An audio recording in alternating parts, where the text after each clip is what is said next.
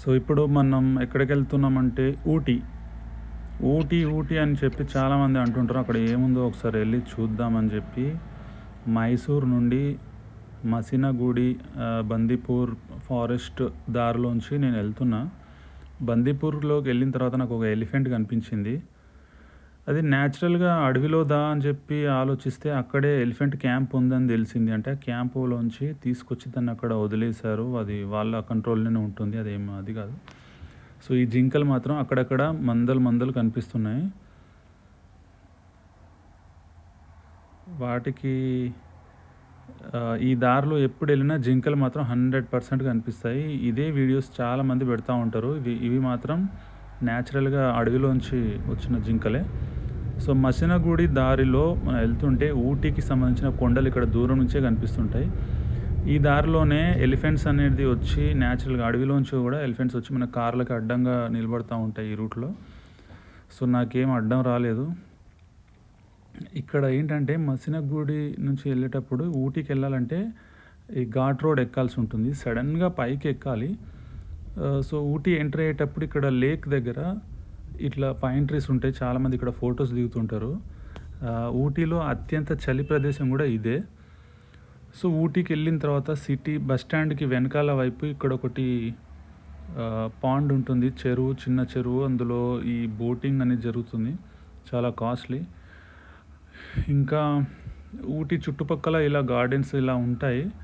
మరీ మున్నార్ అంత రేంజ్లో కాకుండా మామూలుగా టీ గార్డెన్స్ అయితే ఉన్నాయి ఇక్కడ. అందులో విలేజెస్ ఉంటాయి.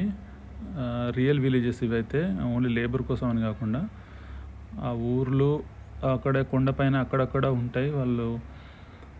సో నేను ఈ దారిలో వెళ్ళి చుట్టుపక్కల ఉంటుంది. ఊటీ సిటీలో మాత్రం ఏమీ ఉండదు.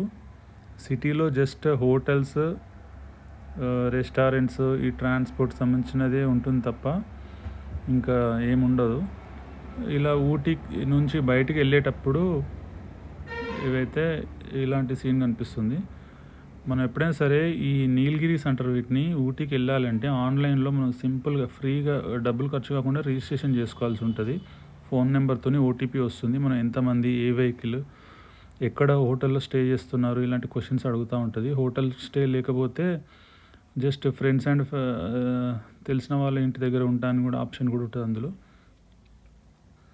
సో అలా సెలెక్ట్ చేసుకుంటేనే అక్కడ బందీపూర్ ఫారెస్ట్ నుంచి ఊటీ వైపుకి వెళ్ళేటప్పుడు అక్కడ ఒక చెక్ పోస్ట్ ఉంటుంది. మన బండి నెంబర్ స్కాన్ చేసి వాళ్ళకి అక్కడ టోల్ గేట్ లాగానే ఉంటుంది. అది గ్రీన్ లైట్ వచ్చేస్తుంది. లేదంటే అక్కడే ఆన్లైన్ రిజిస్ట్రేషన్ చేయించుకోవాల్సి వస్తుంది డబ్బులు ఇచ్చి పక్కన. సో ఇక్కడ విషయం ఏంటంటే ఊటీలో టెంపరేచర్ అనేది చాలా తక్కువగా ఉంటుంది. ఇప్పుడు మామూలుగా గ్రౌండ్లో ఇప్పుడు మసినగూడ అలాంటి, ఇప్పుడు మనం బేస్ నుంచి వెళ్ళాం కదా, మైసూర్లో 12-13 డిగ్రీస్ ఉందనుకోండి, ఊటీలో 5 డిగ్రీస్ వరకు కూడా ఉంటుంది. రాత్రిపూట చాలా చలిగా ఉంటుంది. ఎందుకంటే అది ఎత్తైన ప్రదేశం. సీ లెవెల్ నుండి అదొక 2400 మీటర్స్, అంటే 2.5 కిలోమీటర్స్ హైట్ ఉంటుంది.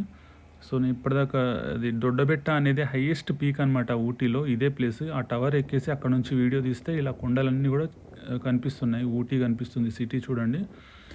సో అక్కడే ఫాగ్ కూడా ఉంది. అంటే ఎక్కడైతే లోయర్ ప్లేసెస్ ఉంటాయో అక్కడ ఈ ఫాగ్ అనేది అక్కడ ఆగిపోతుంది. సో ఈ కొండలన్నీ కూడా ఊటీకి సంబంధించినవి అనమాట. ఇది ఒక ప్యాచ్ అనమాట. దీని తర్వాత మళ్ళీ కొండలు అయిపోతాయి, ఇంకా ఏముండదు. సో ఇవి ఊటీ సిటీ అనేది ఇదనమాట. దొడ్డబెట్ట పీక్ అనేది కంపల్సరీ చూడాల్సింది. దీన్ని 8 o'clockకి ఓపెన్ చేస్తారు గేట్. సో నేను 8 o'clock దాకా వెయిట్ చేసి, అక్కడ బోర్డు పైన గేట్ పైన రాసి ఉంటుంది టైమింగ్. సో నేను అది చూసుకుంటూ టైం 8 o'clock కాగానే వెళ్ళాను, చూసుకున్నాను. జస్ట్ ఒక హాఫ్ అన్ అవర్లోనే అయిపోయింది. అక్కడ జస్ట్ ఏం లేదు, టవర్ ఉంటుంది, అది ఎక్కేసి పైనుంచి ఇలా చుట్టూ ఎలా కనిపిస్తుందని వీడియోస్ తీసుకోవడమే. సో ఇదన్నమాట ఊటీ విషయాలు. ఇక్కడ నుంచి నేను వల్పరాయ్ వైపు వెళ్తున్నాను. వల్పరాయ్ కూడా ఇంతకన్నా బాగుంటుందని చెప్పి విన్నాను.